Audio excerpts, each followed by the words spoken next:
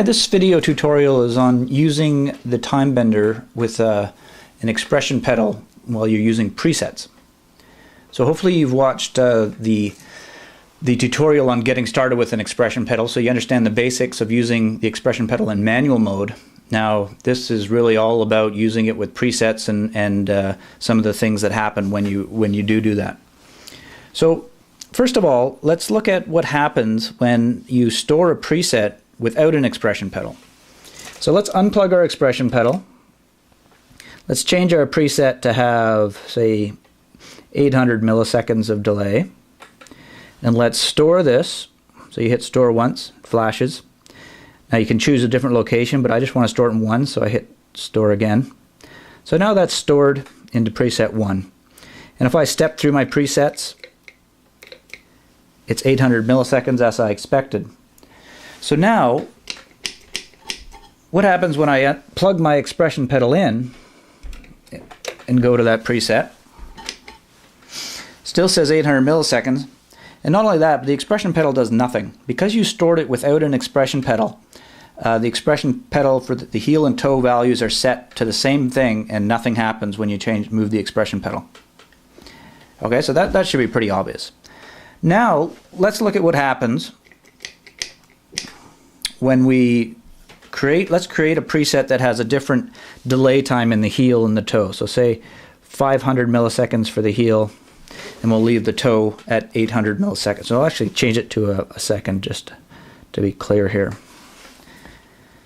Okay, so now we're going to store that into preset 1.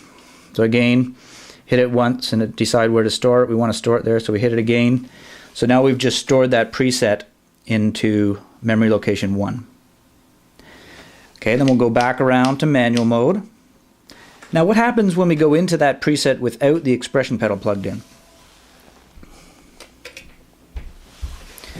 Well, let's just see. Well, what you see is that it actually gives you what you stored in the toe position. Okay? So the heel position is still there, the memory is still there, but because there's no expression pedal plugged in, you just get what was stored in the toe position. If you then go and plug your expression pedal in, it works as expected. You can go to the heel and it'll give 500 milliseconds and then back up to the toe. So it's stored both the heel and toe locations, but if you go into it without an expression pedal, you just get the toe. So that's a good thing to remember. So there's one thing that is different there, and that is if you, let's go back to manual mode, unplug the expression pedal, go into preset 1. So again, we get the toe value, but let's say you start to edit this. So let's say I make that 900 milliseconds. So you see the store LED came on because I edited that preset. Now when I plug the expression pedal in now, what is going to happen? Well, in this case, the TimeBender doesn't know if those edits were meant to be applied to the toe position or the heel position of the expression pedal. So what it does instead is it just copies the current state into both the heel and toe, and the expression pedal will do nothing. So yes, you've lost that preset in terms of what you had saved to it before.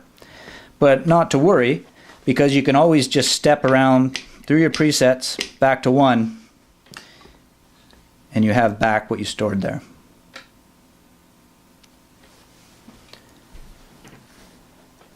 Okay, so similarly, if you unplug the expression pedal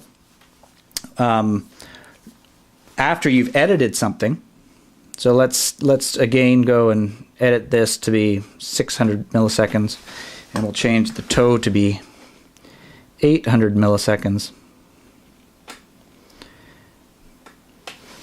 We'll just go back to the heel here just to demonstrate this. So when I unplug the expression pedal, now that I've edited the preset, what it gives you just what is currently set in the toe position. The same thing that happens in manual mode there. So that's pretty much it with using an expression pedal with presets. Just a couple things to keep in mind. The most important of which is that if you don't have an expression pedal plugged in, you get what you set in the toe position. And other than that, it's pretty straightforward and easy to use. So thanks for watching.